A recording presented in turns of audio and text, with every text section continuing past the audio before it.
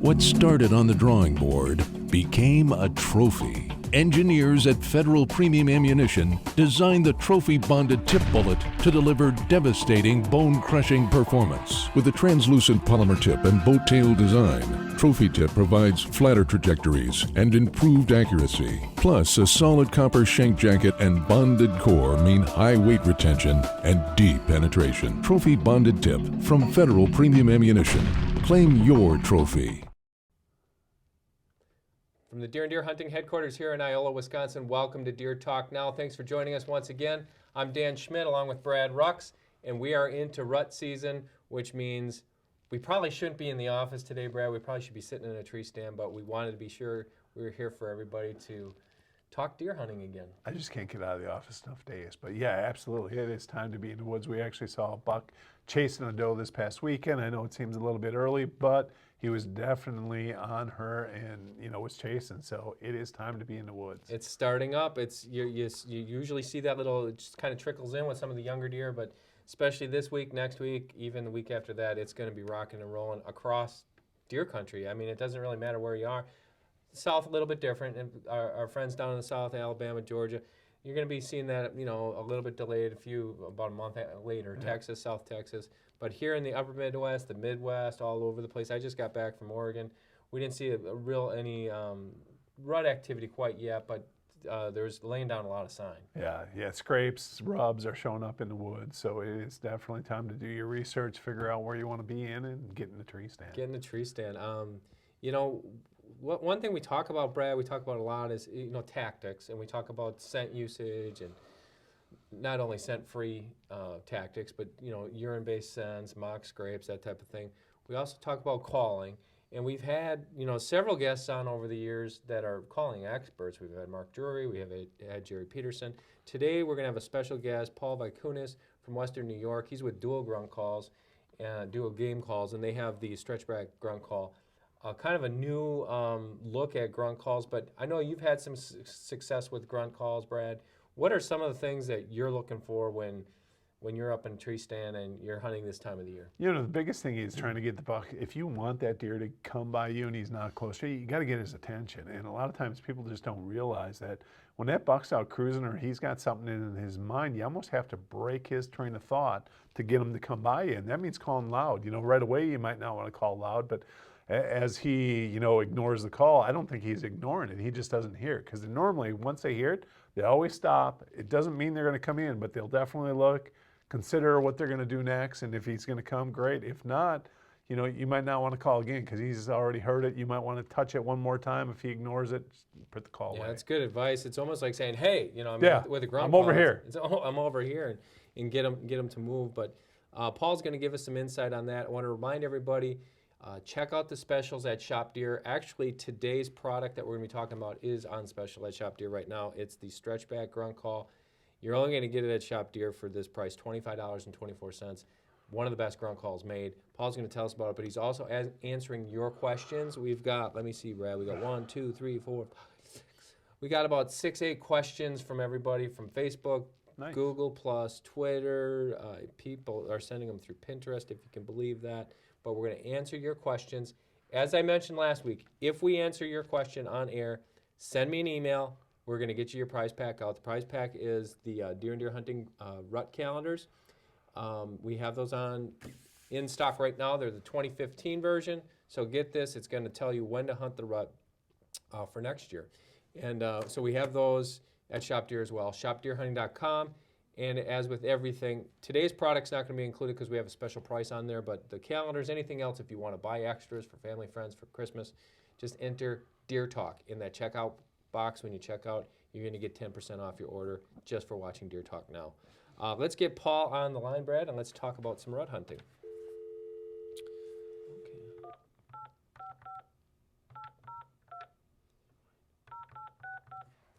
Okay.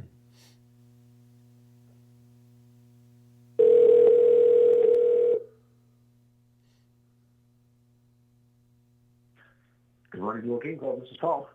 Paul, hi, it's Dan Schmidt and Brad Rucks from Deer Talk Now. Hey, good morning, gentlemen. How are you? We're doing great. How are you this morning? Great. Just looking up my window at the fall color. looking at my clock, saying, when can I get out of work and go hunting? We're just saying the exact same thing. We're just talking about why are we sitting in the office taping a show when we should all be sitting in tree stands. But well, thank you for joining No us, doubt. Paul, for today's Yes, sir. show. Happy to. Just to let everybody know, Paul's from Western New York. They have some great colors there, as we do here in Wisconsin. But Paul, tell us a little bit about Duel Game Calls, how it got started, and where you guys are today. Sure. Well, Duel Game Calls, our new home today is in Rochester, Henrietta area. It's a suburb of Western New York, and it's just right at the tip of in west of the Finger Lakes. And we moved the company here after its acquisition from Mossback. Some of your listeners may remember the call company when it was owned by a gentleman named Weston Clark, who now is our VP of Sales. And we moved the operations here to join the other great brands of the outdoor group with Elite Archery, Slick Trick Broadheads, Solid Broadheads, Scott Archery, and CBE Sights. So that group of companies, all home bases out of here in Henrietta, New York, and then the releases and the CBE Sights are home based out of Clay City, Kentucky. And doing that, it allows us to extract a lot of efficiencies. The product development team is all here, and it really elevated the company and catapulted into the limelight today. The principal thing about Duel Game Calls is there's a play on words there between the words duel, D-U-E-L, and D-U-A-L. Duel, as in dueling, you're dueling with the animal in the field using vocalizations, is actually possible by the Duel, D-U-A-L, dual chamber technology that we acquired in the move from Mossback and renaming the company Duel. So that oral and nasal cavity copy, as we call it, really is the separator, the design differentiator between us and a lot of the other calls on the market. So in developing the call line, we really have a name well established in elk, a terrific name with the stretchback grunt call with Whitetail, and now we've expanded into turkey and predator and into the waterfowl market as well, all sharing the same message of Duel Game Calls. So it's been a really positive move for us, and being home based here in the whitetail states. The whitetail category for us with the stretchback game call and the heat has really taken off. It's been a tremendous move. That is a great success story, and that's what a lot of the viewers have been talking about is, well, we're going to get to a lot of the tactical questions here in a minute, but it's a different thing that you got going on with this grunt call. We've seen the video. We're going to be showing a lot of the video here as we're talking, but this grunt call, for whatever reason, and I know the reasons, and you can explain those, but it really gets bucks to respond, and I think that has a lot to do with that technology built into the call. Am I correct on that? You are, and actually a real-world example for a listener that doesn't have a dual chamber call in their possession today is that if you call home today, if you have a family, and you called home and your wife or one of your kids had a cold, you can tell the difference between a child or someone special in your life that's congested. Basically they're talking to you without the benefit of their nasal cavity. It's all congested and plugged up. That's a mono sound, and it changes the personality of the person that you know. But when that person is healthy and they're using both chambers, which would be your oral cavity through your mouth and your nasal cavity, obviously through your nose, then that person has an individual personality. And that's the change, and we believe that's the differentiation in our call design that actually gives it the authentic sound that deer respond to. Also take the stretch tube that we have on ours, which is a soft, retractable stretch tube. It's not hard and crinkly like some of the quality calls that are out there. And you can change the dynamic and the emotion or the inflection in the call on the fly without having to break the call apart and move something or change something. You can actually impart emotion into the call and watch the deer respond to that emotion.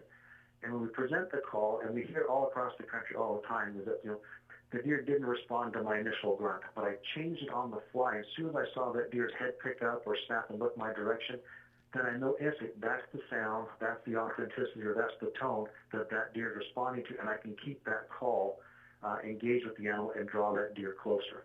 So having the ability to be an individual deer and having the ability to add emotion is, we believe, the differentiator between guys that are being successful with our calls and perhaps not getting a positive response using something else that's out there. So that technology and that design addition of the stretch tube that we put on our calls really is getting guys excited. And if you watch the videos and you see some of the whitetail leaders that are out there, the Dan Perez's and the Philip Vanderpool and guys like that are really out in the field today, right now, getting this footage for it and being, the guys that are testifying saying, this was the difference maker in our hunt today. This was the difference in 60 and 30 yards.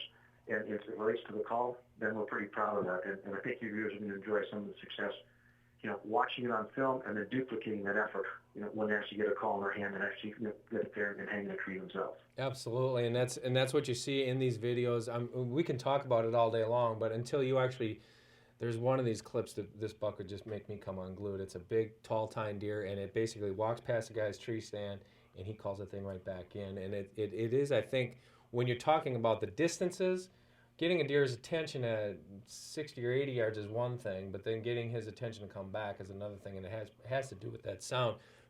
Paul, let's get to some of the questions because we have a lot that came in.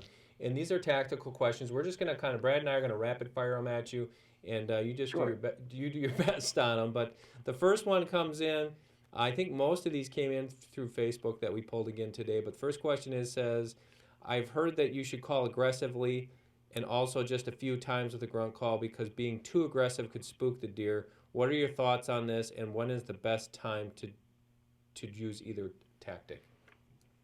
Sure. Okay. That's an interesting question because in the way that I pursue deer, and I'll answer these basically from a personal perspective, is that if you're looking for a certain age class of deer, and if you're looking for a certain age class of deer at a particular time of the year, that's when you really need to know when to dial up the aggressiveness or dial down the aggressiveness, or dial up the volume or dial down the volume. And if we're talking about a 5-year-old deer that's being challenged by another 5-year-old deer, then that's when you want to be a little bit more aggressive, and you can call a little bit louder. Blind calling always works, but you don't blind call every 5 minutes. You would blind call with maybe 15 to 20 minute intervals, and maybe even half an hour, and then just wait and watch. I like to aggressively call mostly when I actually see the deer, because then I can gauge the reaction by the deer. When I blind call, I'll still call with a lot of frequency, but maybe not as loud or not as hard on the call. Because I don't know if that deer is snuck in on me and he may only be 40, 50 yards behind me, and that real loud vocalization may not be the sound that he's looking for, the sound that's convincing and effectively called you're going to blow the deer out. But when I have a chance to hunt a deer that I can see the reaction and see a response to it, and I can change the call in terms of intensity or in terms of volume, that's when I really get on that aggressive call and pull that deer over and convince him that, there's another deer in my backyard, there's another deer in my bedroom, and he's, it's happening right now. And you create that sense of urgency by moving up the ladder or up the scale in aggressive calling techniques. And that's been effective for me really from early November through that Thanksgiving time when the bucks are expecting to be challenged or they're expecting to be encountering other deer, where oftentimes in the master group they don't have that that battle mentality yet. That breeding instinct hasn't really taken over. So that November time is when I really like to use more aggressive tactics, especially when I can see the deer. Yeah, right, we're coming up on that. And a really important point that I want to reiterate that you said, Paul, is I like your tactic of when you're blind calling and kind of toning it back a little bit, because like you said, you don't know. There could be a deer standing there 40 yards away in the brush, and you don't know that. And you sit there and you lay on that grunt call, or even if you have rattling antlers, I've seen guys do that, and you blow the deer out of there. You didn't know he was there. Something subtle, soft. Okay, well, there might not be something there, and then you pick it up from there if you see a deer come out. So that's a really good point. That next question we have, Paul, is kind of in that same manner. It is, should grunts be deep like a belch, or should they be more quiet, like a content deer walking around?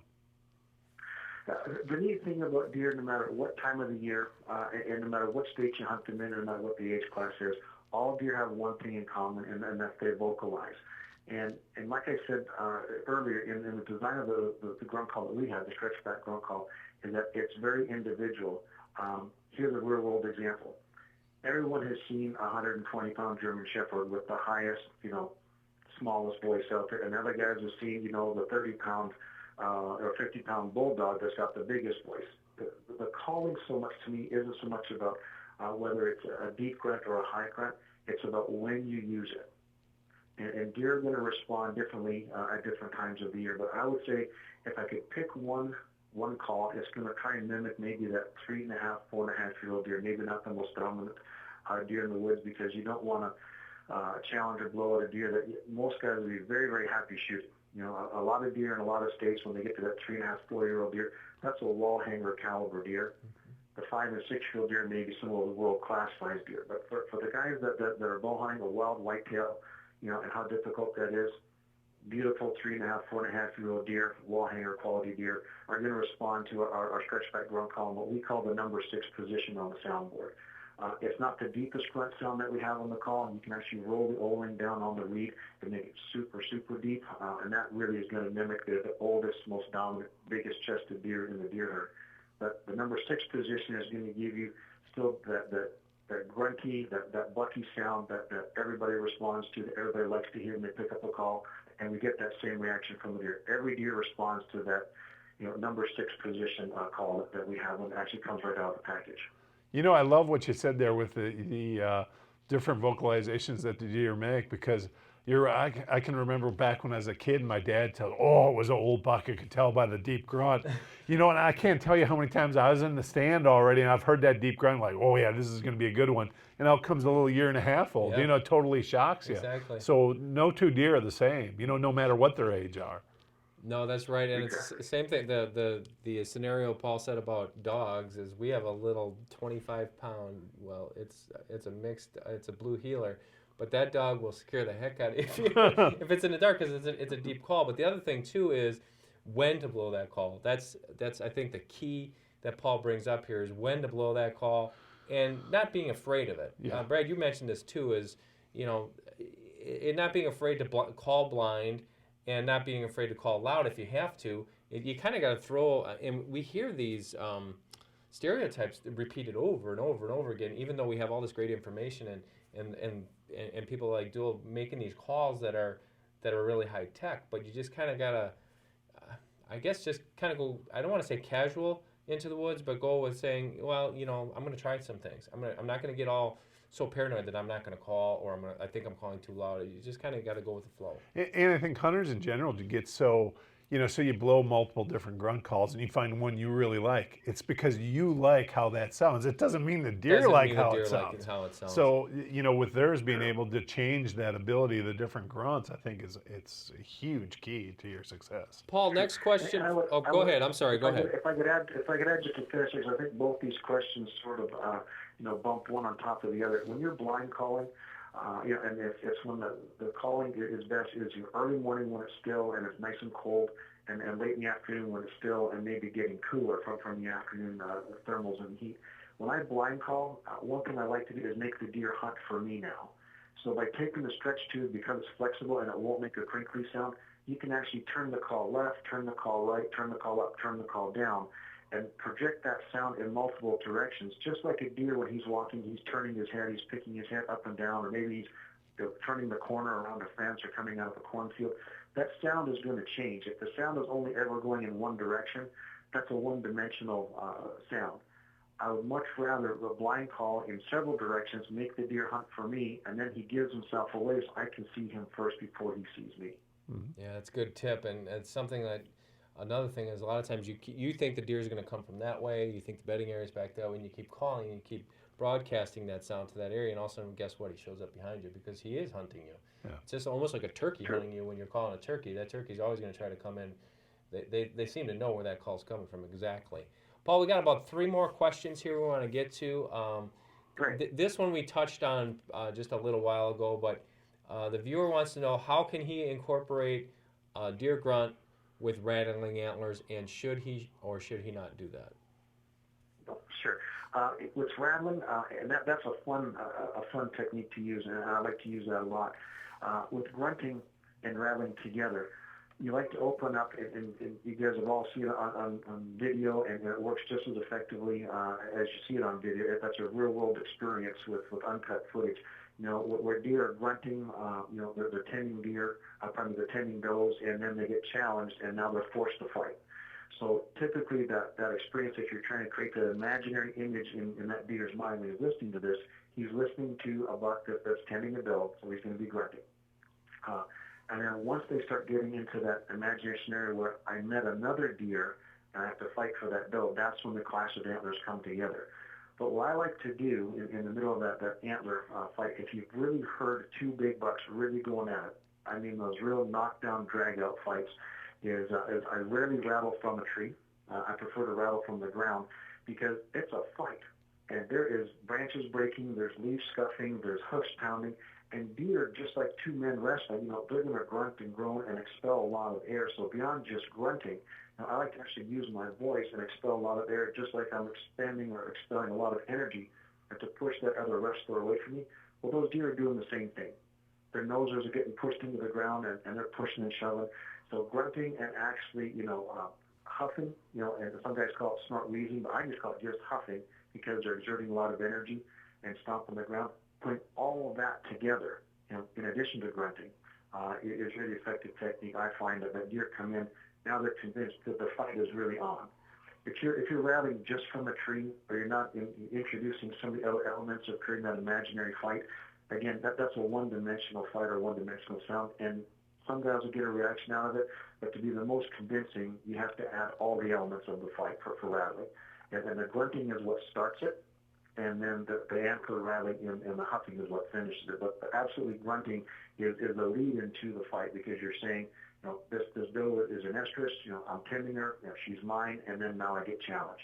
So through that fight, begin it with the grunt, and then maybe end it with the grunt after the fight breaks up, because now I'm going back to tending the doe that I just won her favor, is the scenario that you're trying to create in your mind. But if you watch some of the video, and there's some excellent stuff out there right now that's getting filmed, that's been published, that you can really see when these deer to get after each other, it's no mistake about it, it's a battle. And it's pretty impressive to see what these big animals can do to each other. It's all about keeping it real. Yeah, absolutely. I think one of the common mistakes that hunters make when they're rattling especially is they keep pounding the antlers together, and they only really clash once or twice during the total fight. It's more grinding. It's a lot more. It's just clicking and grinding, and kind of goes on, and there's no right or wrong answer, I don't think, but there's also, that a lot of times we think you let your mind think too much. Yes. You try to overthink think this through rather than, as Paul said, the scenario or the example of making the deer hunt you is a great example, and that's something to keep in your mind, that this isn't rarely are you going to bring, it happens, but rarely are you going to have a deer come out of the woods and go sprinting right to your tree stand. No. Rarely that's never going to happen. And basically it's like you're getting that deer to appear, and now you piqued his curiosity, now let's see what else happens after that. Yeah. Brad, what's the next question on the list? He's looking for the affirmation of what he just heard. Is this the real thing? If you can give those extra little confidence boosters by using a heat bleed or a grunt tube, then he takes those extra steps that are often fatal. Yep, I agree. We got about 2 more questions here for you, Paul. Brad's going to shoot another one at you. Here's the next one. Are bucks more vocal during the pre-rut or during the rut or after the rut? And what kind of sounds do they make at these different times of year? Wow, okay. Yeah, there's a good one for you, huh? Loaded question right there. Well, deer season opens up in September in some places and closes like in Virginia all the way to March. And the deer, they talk to each other the whole time. You don't have to answer that one from beginning to end of the season. If I could, I'd just shorten that one to, right now what we're experiencing, so you can apply the techniques right now. Early season vocalizations, those times are past. There's contact grunt calls. I mean, you hear guys talk about the roar experience. Really, the most effective one is the tending grunt, or the one that's when they get really excited when they're actually chasing. And those are the ones when I think about my experiences going back when I've heard the most vocalizations. It's usually when you can see a buck and a doe together, and the buck is actually in hot pursuit of the deer. We're almost like if guys have moose hunted, where a moose makes a grunt every step he takes. Sometimes a buck can actually grunt almost every other step that he takes. And so right now, when bucks are actually cruising, and they're trying to start finding some of those pre-estrus does coming into Halloween in the early weeks of November, they're circling down one of those bedding zones. And if they get one hot strike, then they start to grunt. Here's the real-world example that we use in our seminars. If anybody's ever heard a beagle or a rabbit dog beagle, when you get a cold strike, a beagle just barks once, and he barks again, cold strike.